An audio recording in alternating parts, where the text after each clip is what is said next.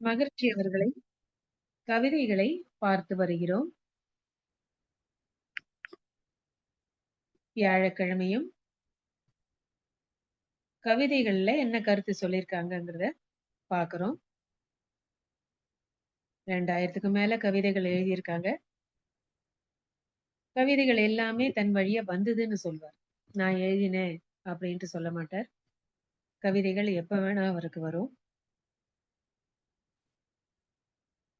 இன்றைக்கு பரிணாமம் அப்படிங்கிற தலைப்புல மெய்ப்பொருளே அறிவு அப்படிங்கிற ஒரு கவிதைய பார்க்க போறோம். இது ஒரு ஆராய்ச்சிக்கு அப்படின்ட்டு சொல்றார்.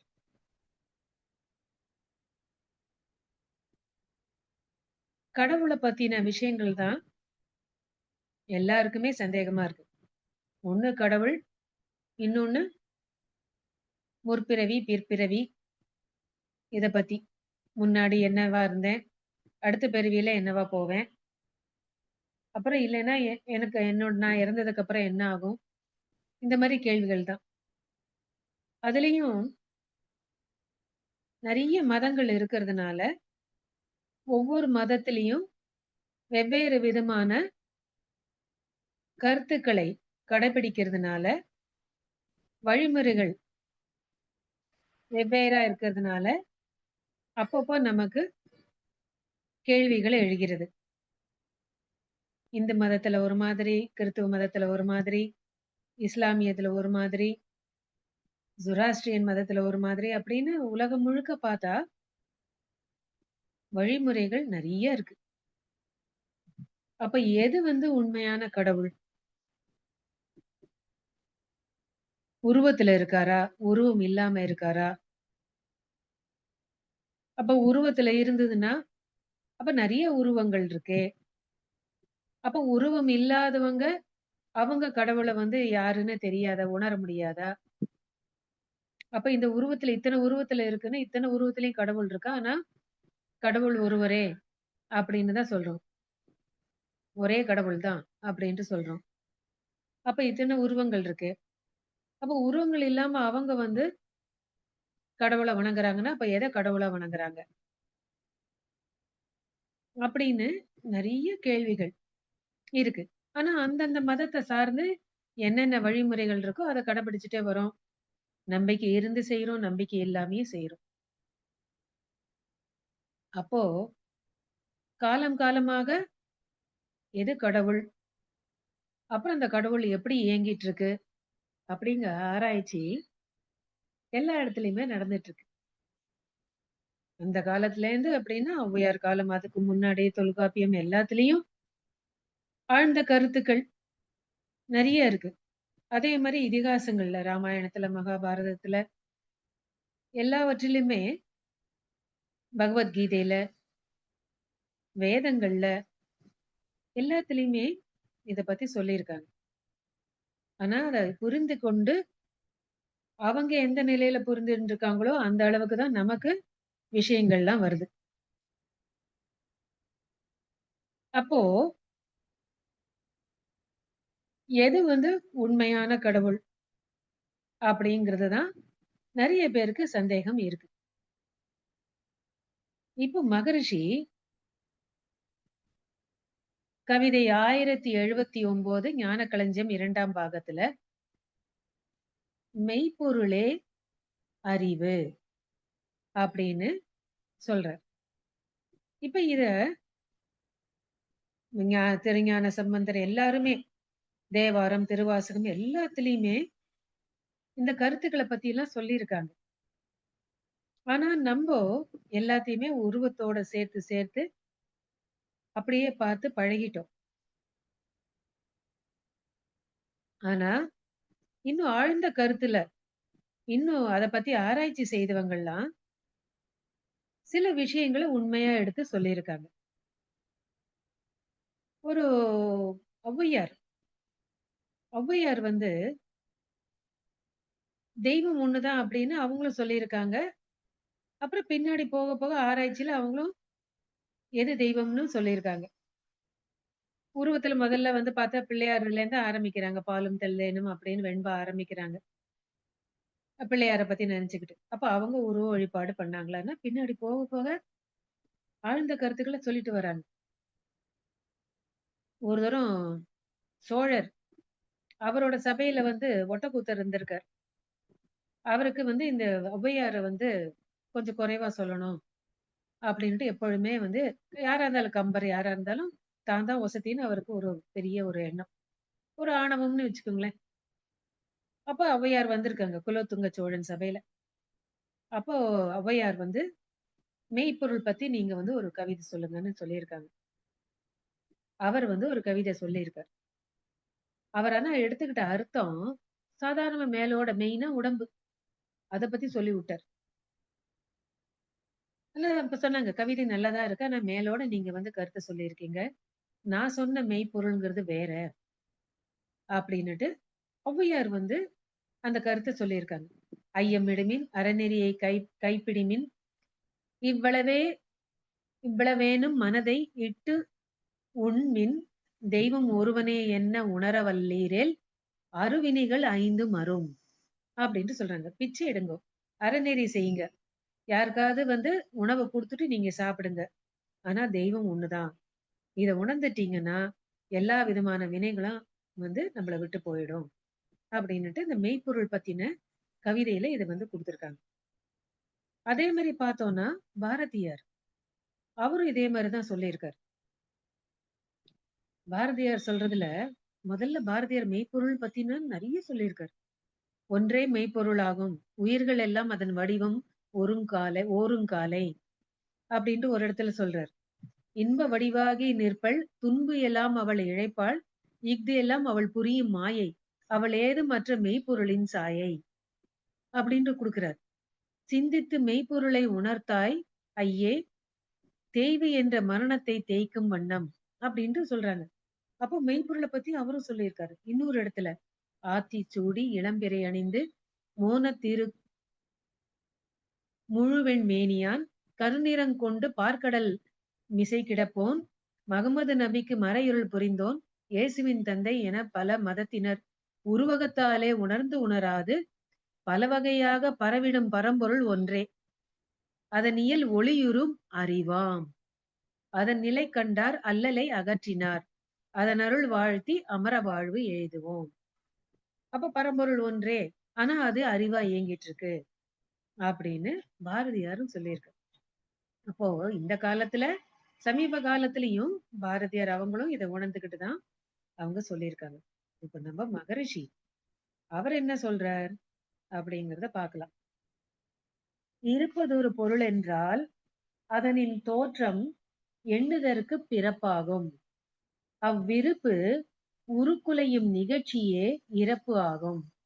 உருவுடைய எப்பொருளும் இருப்புத்தன்மை கருவுடைத்து நான்கு வித கணக்கு கூட்டாய் காலம் தூரம் பருமன் விரைவு என்று திருவருளாம் மெய்ப்பொருளை அனைத்துக்கும் ஆதி தெளிவடைந்த அறிவிற்கு வியப்பே இல்லை." இத ஆராய்ச்சிக்கு எடுத்துக்கணுங்கிறார்.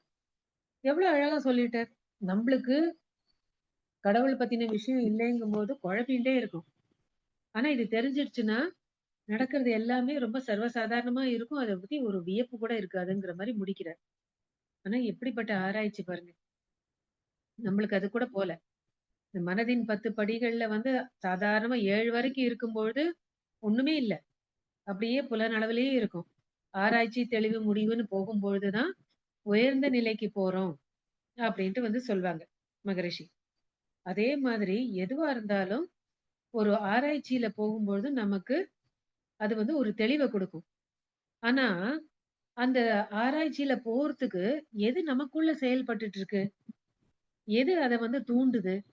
எது ஊக்குவிக்குது? அப்படின்னு பார்த்தா, அந்த அறிவுங்கிறது தான். ஆனா அந்த அறிவு எது அது அறிவா செயல்படுது அப்படின்னா, மெய்ப்பொருள் தான் அறிவா செயல்படுது அப்படின்னுட்டு மகரிஷி இங்க குடுக்குறாங்க. இருப்பது ஒரு பொருள். அந்த இருப்பு நிலை சுத்த வெளிதான் பொருள். அதுதான் மெய்ப்பொருள். மத்ததெல்லாம் நிகழ்ச்சிகள் தான். ஆனா அது எப்படி ஆகுது? அதனின் தோற்றம் எண்ணுதற்கு பிறப்பாகும். அதன் வந்து எப்ப செயல்பாட்டுக்கு வருதோ, அத வந்து பார்த்தோம்னாக்கா, அத எண்ணி பார்க்கும்பொழுது, அங்க தான் அந்த பிறப்புங்கிறது நிகழ்ச்சி நடக்குது. சரி இந்த பிறப்பு தொடர்ந்து இருந்துகிட்டே இருக்கா? அப்படின்னா, இருந்துட்டு இருக்கு. இந்த பிறப்பு, இறப்புங்கிறது இருந்துட்டு இருக்கு. ஆனா ஒண்ணு பிறந்ததுக்கு அப்புறம், அதுக்குன்னு ஒரு காலம் இருக்கு. அப்போ அதனுடைய உருவம் எப்ப அழிஞ்சு போச்சோ, உருக்குலையும் நிகழ்ச்சியே அது இறப்பு ஆகும். அது என்ன வேணா இருக்கலாம். எல்லாத்துக்கும். எல்லாத்துக்குமே ஒரு காலம் வரையறை இருக்கு. உயிரினங்கள்லயும் அது இருக்கு. பிரபஞ்சத்துல இருக்கிற எல்லாத்துக்குமே அது இருக்கு. ஏன் அப்படி இருக்கு? அப்படின்னா, எல்லாமே நிகழ்ச்சிகள் தான். மாறிக்கிட்டே இருக்கு.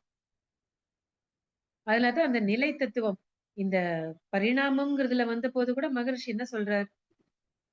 படைப்பு தத்துவம், அதுக்கப்புறம் மாயை, அப்புறம் நிலை தத்துவம். அந்த நிலை தத்துவம்ங்கிறது சரியில்லைங்கிறார். ஏன்னா எதுவுமே நிலையானதல்ல. எல்லாமே மாறிக்கிட்டே இருக்கு. அப்போ நிகழ்ச்சி தான். மெய்ப்பொருள் ஒண்ணுதான். சுத்தவெளி ஒண்ணுதான் மெய்ப்பொருள். மத்ததெல்லாம் அங்க வந்து நிகழ்ச்சி தான். அப்போ உருக்குலையும் நிகழ்ச்சியே இறப்பு ஆகும். உருவுடைய எப்பொருளும் இறப்புத்தன்மை கருவுடைத்து அது வந்து கரு கரு உடைத்துனா எப்படி வந்து ஒரு ஒரு செல்லு துக்ளம் சோனிடம் அது சேர்ந்து அந்த கரு உருவாகுதோ அதே வார்த்தை இங்க யூஸ் பண்ணி உருவுடைய எப்பொருளும் இருப்புத்தன்மை அதாவது சுத்தவெளி அது கருவுடைத்து நான்கு வித கணக்கு கூட்டாய் அங்கதான் அந்த பரிமாணங்கள் சொல்றார். காலம், தூரம், பருமன், விரைவு. ஒரு விண்ணுன்னு எடுத்துக்கிட்டா கூட அங்கேயும் அப்படிதான். எவ்வளவு காலத்துக்கு அது சுழற்சி, எவ்வளவு தூரத்துக்கு போகுது, என்ன அளவுக்கு அது இடத்தை ஆக்குபை பண்ணிக்குது, எவ்வளவு வேகத்துல போகுது அப்படின்னு பார்த்தோம்னா, எல்லாத்துக்குமே இந்த காலம், தூரம், பருமன், விரைவு இருக்கு. ஏன்னா எல்லாமே இந்த விண்களால ஆன கூட்டு சேர்க்கை தான். விண்ணோட கூட்டு சேர்க்கை தான் காற்று, அதுக்கப்புறம் நெருப்பு, நீர், கெட்டிப்பொருள். அதுக்கப்புறம் உயிரினங்கள்னு வரும்பொழுது, அங்கேயும் செல்லோட எல்லாம் விண்ணோட கூட்டு சேர்க்கை தான். அங்க உயிர் துகள் அப்படின்ட்டு அத சொல்றோம். அப்போ அதிலேயே இந்த காலம், தூரம், பருமன், விரைவு இருக்கு. வேகம் இருக்கு. கருவுடைத்து 4 வித கணக்கு கூட்டாய், காலம், தூரம், பருமன், விரைவு என்று திருவருளாம் மெய்ப்பொருளே அனைத்துக்கும் ஆதி. அப்படிங்கிற நம்ம தெளிவ வந்து தெளிவடைந்த அறிவிற்கு வியப்பே இல்லை. இதுலயே கூட பிரம்மஞானத்த கூட கொண்டு வந்துட்டார் மகரிஷி. அப்போ பொருள்ங்கிறது ஒண்ணுதான். மெய்ப்பொருள். அது சுத்தவெளி. அதுதான் மெய்ப்பொருள் அப்படின்னு சொல்றோம். ஏன்னா மத்ததெல்லாம் நிகழ்ச்சி. அது ஒன்றுதான் மாறாததா இருக்கு. ஆனா, அந்த மெய்ப்பொருள், அந்த சுத்தவெளி எல்லாவற்றிலும் காலம், தூரம், பருமன், விரைவு என்ற பரிமாணத்துல அதுக்குள்ள அறிவா இயங்கிட்டு இருக்கு. இந்த 4 பரிமாணத்துக்குள்ள அந்த சுத்தவெளி நமக்குள்ள அறிவா இயங்கிட்டு இருக்கு. அப்படின்னு சொல்றாரு. அதுக்கப்புறம் தான் வந்து இந்த இருக்க ஆற்றல் அதுக்கப்புறம் அம் ஆ சூத்த வந்து பின்னாடி தான் அவர் வந்து இதெல்லாம் வந்து சொல்றார். அ தன்மாற்றம், இயல்பூக்கம், கூர்தலறம் அத சொல்லி, பற்றாயிருப்பு, பேராற்றல், பேரறிவு, காலம் அதெல்லாம் வந்து சொல்றார். ஆனா அதுக்கு முன்னாடி இந்த அறிவா இயங்கிட்டு இருக்கிறது அந்த மெய்ப்பொருள் தான். ஆனா அது காலம், தூரம், பருமன், விரைவு என்ற 4 பரிமாணங்கள்ல அது வந்து அறிவா இயங்கிட்டு இருக்கு. அப்படிங்கிற இந்த விளக்கத்த இங்க மகரிஷி குடுக்குறாங்க. அதே மாரி இன்னும் கொஞ்சம் அந்த அடுத்த கவிதையிலயும் அதையே வந்து அவர் சொல்றார். பொருள் நிகழ்ச்சி என்ற இரு கணக்கு கொண்டு பேரியக்க மண்டலத்தை எண்ணி பார்க்க. இப்போ சுத்தவெளி அதுதான் மெய்ப்பொருள். அப்போ அது வந்து ஒரு இயக்கத்துக்கு வரும்பொழுது, அங்கதான் வந்து நிகழ்ச்சி நடக்க ஆரம்பிக்குது. அப்போ அது நிகழ்ச்சிங்கும்போது மாற்றம் இருந்துகிட்டே இருக்கும். இரு கணக்கு கொண்டு பேரியக்க மண்டலத்தை எண்ணி பார்க்க அருள்நிலையாம் சுத்தவெளி பொருளாம் காணீர். அதன் எழுச்சி அறிவு ஆகும். எங்க வந்து எழுச்சி பெற்றதோ உடனே அது இந்த சுத்த வெளியே அறிவா செயல்பட ஆரம்பிச்சிடுச்சு. இதே நிகழ்ச்சி உருள் விரைவாய் அறிவு எழுந்து விண்ணென்றாச்சு. உற்ற பருமன் விரைவு காலம் தூரம் திரள் நான்கும் முதல் அலகு சுழலலையாம். தேர்ந்து உணர அதன் விரிவு அலையே காந்தம். அப்படின்னு காந்தத்துக்கு இங்க ஒரு டெபினேஷன் கொடுக்கிறார். அப்போ அந்த சுத்த வெளி அதுதான் மெய்ப்பொருள். அது வந்து எழுச்சி பெற்ற பொழுது காலதூர பருமன் வேகம் என்ற 4 பரிமாணங்களுக்குள்ள அறிவா எல்லாத்துலயும் செயல்பட்டுட்டு வருது அப்படிங்கிறத கொடுக்கிறார். இத நாம புரிஞ்சுக்கிட்டோம்னா அப்போ நமக்கு நம்ம இங்க நிரந்தரம் இல்ல. நம்மளுடைய வாழ்க்கையும் நிகழ்ச்சியா தான் போயிட்டு இருக்கு. எதை பார்த்தாலும் நிகழ்ச்சியா தான் நடக்குது. ஒரு டிவி, அதுதான் உதாரணம் சொல்வார் மகரிஷி. டிவியில ஒரு சீரியல் போயிட்டு இருக்கு. அடுத்தடுத்து போயிட்டு இருக்கு. அத நிகழ்ச்சின்னு ஒத்துக்கிறோம். ஆனா டிவி பெர்மனன்ட்ன்னு நினைச்சுக்கணும். அதுவே வந்து எரிச்சுட்டோம்னு வச்சுக்கோங்க. என்ன ஆச்சு? அது அடுத்த நிகழ்ச்சிக்கு போயிடுது. எல்லாம் அங்க விண்ணோட கூட்டு சேர்க்கைங்கிறது தான் தெரிஞ்சுக்கிறோம். அப்ப ஆனா இந்த விண்ணு வந்து எங்கேருந்து வந்துச்சு? வந்து விண்ணு அத வந்து பார்த்தோம்னா சுத்தவெளி. அப்போ உயிர் உள்ளதா இருந்தாலும் சரி, உயிரற்றதா இருந்தாலும் சரி, எல்லாமே நிகழ்ச்சி தான். எது வந்து பெர்மனன்ட்டா இருக்கு அப்படின்னா, சுத்த வெளிதான். அதுல தான் அதுக்கு மெய்ப்பொருள்னு குடுத்துருக்காங்க. உண்மை. உண்மையான பொருள் அதுதான். மத்ததுக்கெல்லாம் பேர் குடுத்துருக்கோம். ஏன்னா, அது எழுச்சி பெற்று அறிவா வந்து இயங்க ஆரம்பிச்சபோது, எல்லாத்துலயும் அறிவா செயல்பட ஆரம்பிச்சபோது, ஒவ்வொன்னுத்துக்கும் ஒரு ஒரு பேர குடுத்துருக்கோம். கல்லு, மண்ணு, தண்ணி, இது நெருப்பு. அதுக்கப்புறம் இது வந்து அப்புறம் வந்து அது போக, போக, போக அதோட கூட்டு சேர்க்கைக்கு ஏற்ப நம்ம வந்து வெள்ளி, தங்கம் அப்படி இப்படின்னு பேரு வச்சு குடுத்து, அப்புறம் உயிரினங்கள்லயும் எத்தனையோ விதமான வெரைட்டீஸ்லாம் இருக்கு. எல்லாத்துக்கும் பேர குடுத்துட்டோம். ஆனா, அந்த பேரு வந்து வச்சுக்கிட்டு நம்ம பரமன்னு நெனச்சுக்கணும். ஆனா, எல்லாமே நிகழ்ச்சி தான்.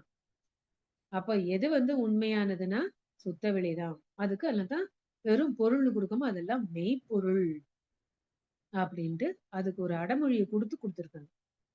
ஆனா, அது எப்படி இருக்கு செயல்படுது? எல்லாவற்றிலும் அறிவா செயல்படுது. அதுக்கு தான் அந்த அறிவா செயல்படுறதுக்கு, அதுக்கு தான் வந்து என்ன மேகரிஷி பேரறிவு, கான்ஷியஸ்னஸ் அப்படின்ட்டு குடுக்குறார். Order of function in everything everywhere is கான்ஷியஸ்னஸ்ன்னு குடுக்குறார். அறிவுக்கு வந்து டெஃபினிஷன். இயக்க ஒழுங்கு அப்படின்ட்டு குடுக்குறார். என்ன அழகான வார்த்தை பாருங்க. எல்லாவற்றிலும் அந்த இயக்க ஒழுங்கு இருக்கு. ஜட பொருளா இருக்கட்டும், அங்க வந்து பாத்தீங்கன்னா கோள்கள். அதுக்கப்புறம் பாத்தீங்கன்னா, மத்த இதுல எல்லாம் பௌதிக பிரிவுகள்ல பாத்தீங்கன்னா, எல்லாமே ஒரு இயக்கத்துல ஒழுங்கா நடந்துட்டு இருக்கு. இயக்க ஒழுங்கு. இயங்கறது, அதுல ஒழுங்கு இருக்கு. அதே மாரி உயிரினங்கள்னு பாத்தீங்கன்னா, எல்லாம் வந்து அதுல பிறப்பு இருக்கு. அதுக்குன்னு ஒரு காலம் இருக்கு. அதுக்கப்புறம் வாழும் முறை, கால தூர பருமன் வேகம் இந்த பரிமாணத்துக்குள்ள எல்லாம் அடங்குது. அதுல வந்து இந்த இறைநிலையே அறிவா இயங்கிட்டு இருக்கு. அதுக்கப்புறம் அதனுடைய உருவம் குலைந்து போகும்பொழுது, அதுதான் இறப்பு. சோ பிறப்பு, இறப்பு எல்லாம் நடந்துட்டே தான் இருக்கு.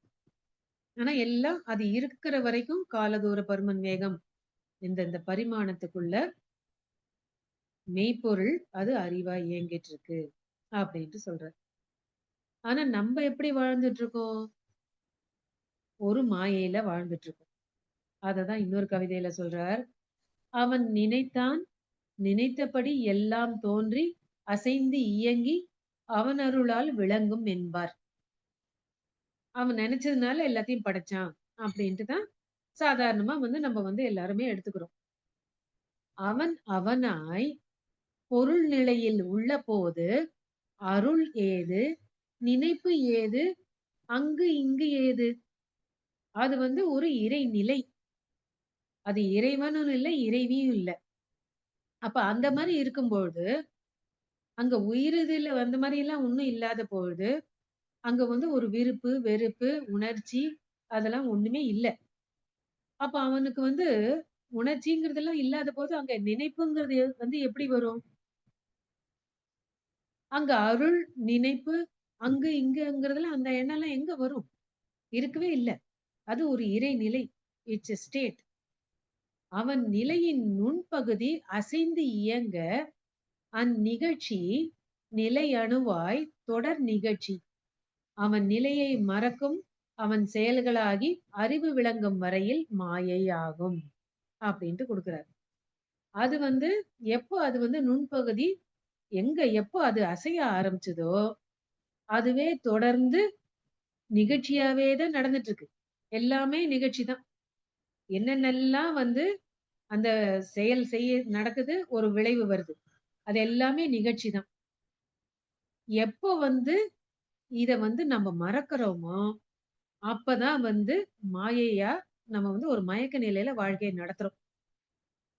ஆனா, இத புரிந்து கொண்டோம்னாக்கா, அறிவு நிலையில நாம செயல்படுவோம். அந்நிகழ்ச்சி நிலையணுவாய் தொடர் நிகழ்ச்சி அவன் நிலையை மறக்கும் அவன் செயல்களாகி அறிவு விளங்கும் வரையில். இந்த அறிவுங்கிறது செயல்படுற வரைக்கும் எல்லாமே அவன் செயல் தான். மெய்ப்பொருள்ங்கிறது சுத்தவெளி ஒண்ணுதான். மத்ததெல்லாம் நிகழ்ச்சிகள் தான். ஆனா அத புரிஞ்சுக்கலைன்னா, அதுவரைக்கும் மாயையில தான் இருப்போம். அப்படின்ட்டு சொல்றார். அதனால பொருள்ங்கிறது ஒண்ணுதான். அதுதான் சுத்தவெளி. அதனால தான் அதுக்கு மெய்ப்பொருள்னு குடுத்துருக்காங்க. மத்ததெல்லாம் நிகழ்ச்சி தான். ஆனா அந்த மெய்ப்பொருள் எப்படி இருக்கு? எல்லாவற்றிலும் அறிவா இயங்கிட்டு இருக்கு. கால, தூர, பருமன், விரைவு என்ற 4 பரிமாணத்துல. இது எல்லாத்துக்கும் பொருந்தும். அப்போ இது நாம புரிந்து கொண்டோமானால், எப்பொழுதுமே உணர்வு நிலையில வாழ்க்கையை நடத்திக்கிட்டு போவோம். உணர்ச்சி நிலையில போக மாட்டோம். இருந்தாலும் கருத்தொடரா வந்த பதிவுகள்லாம் இருக்கு. நம்ம நேரா வரல. அப்ப அந்த கருத்தொடரா வந்த பதிவுகள்ல உணர்ச்சி நிலைக்கு போகுறோம். அந்த உணர்ச்சி நிலையிலேருந்து உணர்வு நிலைக்கு வரதுக்கு தான் நமக்கு உடற்பயிற்சி, காயகல்ப பயிற்சி, தவங்கள், தற்சோதனை பயிற்சிகள் இதெல்லாம் குடுத்துருக்காங்க. அப்போ அந்த எந்த அளவுக்கு உணர்வு நிலைக்கு வரமோ, அந்த அளவுக்கு அறிவு நிலையும் சாதாரண வந்து நிலையிலேருந்து உயர்ந்த நிலைக்கு போயிட்டே இருக்கும். அதுதான் மனம்ங்கிறதும் அதுல தான் அந்த சொல்றாங்க. அன்னமய கோசம், மனோமய கோசம், பிராணமய கோசம், ஆனந்தமய கோசம், விஞ்ஞானமய கோசம் விஞ்ஞானமய கோசம், ஆனந்தமய கோசம் அப்படின்னு சொல்றாங்க. அப்போ அந்த உணர்ச்சி நிலையிலேருந்து உணர்வு நிலைக்கு போகும்பொழுது, மனம் வந்து அறிவா செயல்பட ஆரம்பிக்குது. அந்த அறிவு நிலையும் உயர்ந்துகிட்டு போகுது. அந்த மாதிரி ஒரு நிலைக்கு போவதற்கு தான் நமக்கு வேண்டிய பயிற்சிகள மகரிஷி குடுத்திருக்காங்க. அதனால நம்மளோடது எல்லாமே நிகழ்ச்சி தான். நம்ம பார்க்கிறது எல்லாம் நிகழ்ச்சி தான். நம்மளும் பெர்மனன்ட் இல்ல. இத எப்பொழுதுமே நம்ம வந்து மனசுல வச்சுக்கிட்டோம்னா, பற்றற்ற வாழ்வு வாழ முடியும். துறவு நிலையில வாழலாம். எல்லாத்தையும் என்ஜாய் பண்ணலாம். அப்புறம் துறவு நிலையிலயும் வாழலாம். துறவு நிலைங்க டிட்டாச்ட் அட்டாச்மென்ட் அப்டின்ட்டு சொல்வாரு மகரிஷி. எல்லாவற்றையும் தொடர்போடையும் இருப்போம். ஆனா டிட்டாச்டாவும் இருப்போம். அப்போ இந்த விஷயத்த நாம புரிஞ்சுக்கிட்டோம்னா, நம்பளும் வந்திருக்கோம். ஒரு நாளைக்கு நமக்கும் ஒரு காலம்ங்கிறது இருக்கு. அது முடிய போகுது. அப்படிங்கிற அந்த எண்ணம் வந்துச்சுன்னா, நம்ப வந்து துறவு நிலையிலேயே வாழ்க்கைய நடத்திக்கிட்டு முடியும். அப்படின்ட்டு இந்த ஒரு கருத்தெல்லாம் நமக்கு மகரிஷி குடுக்குறாங்க. அதனால தான் வியப்பில்லைங்கிறார். ஆனா நம்ம ஒண்ணும் ஆராய்ச்சிக்கு போவே இல்ல. மகரிஷி எல்லாத்தையும் ஆராய்ச்சி செய்து குடுத்திருக்காங்க. நம்ம அத விளங்கிக் கொள்ள வேண்டும். அதற்கு தான் வெவ்வேறு விதமாக கவிதைகள் மூலமாக, உரைநடைகள் மூலமாக, லெக்சர் மூலமா நமக்கு விளக்கங்கள மகரிஷி குடுத்துக்கிட்டே வராங்க. இத நாம மறுபடியும் மறுபடியும் படிப்போம். பயிற்சிகள் செய்வோம். நம்முடைய அறிவு நிலையும் உயர்த்திக் கொண்டே போவோம். உணர்ச்சி நிலையிலேருந்து உணர்வு நிலைக்கு வந்து நம்மளுடைய வாழ்வின் நோக்கமாகிய இறை உணர்வு, அறநெறி வாழ்க்கை இதற்கு முயற்சி செய்வோம். அனைவருக்கும் நன்றி. வாழ்க.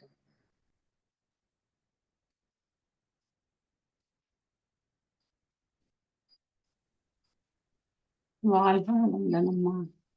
வாழ்க. அருமையான சிந்தனை உரை. அதாவது மெய்ப்பொருளே அறிவு என்ற